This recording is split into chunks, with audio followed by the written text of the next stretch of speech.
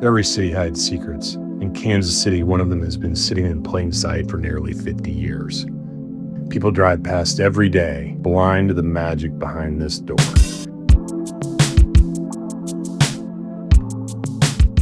For nearly 50 years, Elizabeth Wilson has built a universe of beauty. Inside, antique kimono are pulled apart and reborn. Elizabeth Wilson doesn't do trends. She does taste, judgment, and the courage to call it like it is. Asiatica isn't just a store. It's a sanctuary of curiosity. A reminder that beauty matters, that craft survives. So how many more times will you drive by? This is Asiatica, and this is Bash The Status Quo. Hi, konnichiwa. Konnichiwa. So, Elizabeth, people have been driving by here for 32 years, while people in New York and all over the world know all about it. Most of the good retail stores are the reflection of an interested and engaged and knowledgeable buyer. Well, here she is. And how long have you been doing this? I've been doing this for 48 years. So here's a kimono. You want to put it on? Oh, for sure. As a matter of fact, I thought you'd never ask. Oh. And so what was this used for to begin with? For some lady to wear.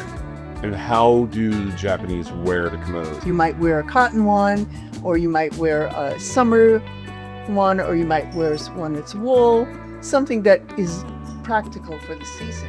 Is this appropriate for my gender? No. I'm basically cross-dressing. Yeah. This isn't my first rodeo. In the olden days when I was in Japan, I didn't have any money, so kimono was like a secondhand. It's like any secondhand clothes, really inexpensive. And the way to buy them is it beautiful? Is it in good condition? And what's the cost? So I started accumulating them and buying the ones I thought were really beautiful.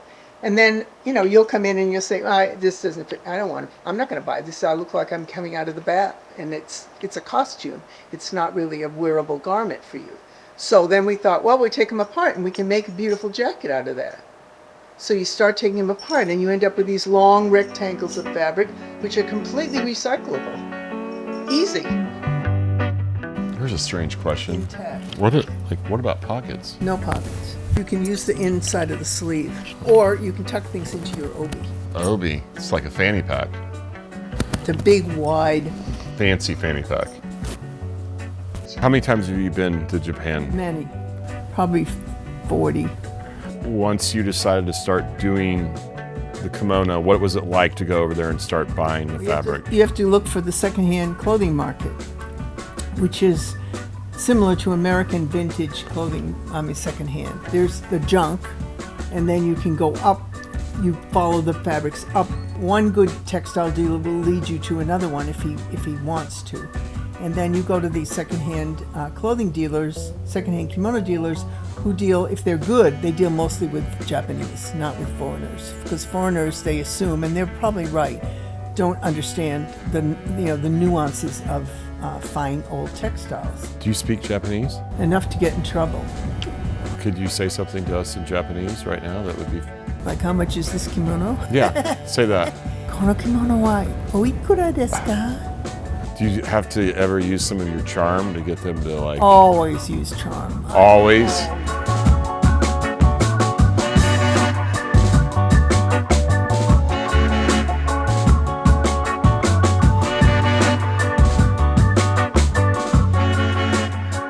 What do you hope someone feels when they walk into your store? Well, I'm looking for a little curiosity and enthusiasm. They don't need to buy anything. I get a great pleasure out of someone who understands what I'm trying to do and who appreciates the effort, because everyone here puts in an enormous effort in making all these aesthetic decisions, even if it's just making a shirt. So if you were going to say, speak to all of your future clients and customers that haven't stopped, but keep driving by and looking at this beautiful building, what would you want to say to them?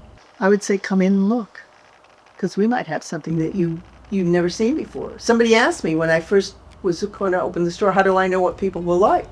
I have no idea. We have something for, not for everyone, but for a lot of people who will look at these things completely differently from me. And if they like it, it's wonderful. And if they don't, that's fine too, but at least they were curious enough to look.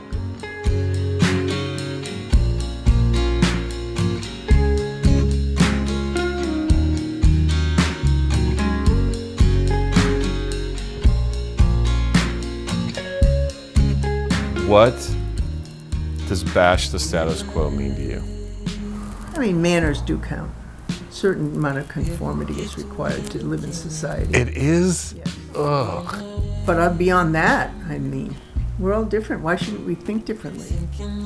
But some people's thinking is better than others.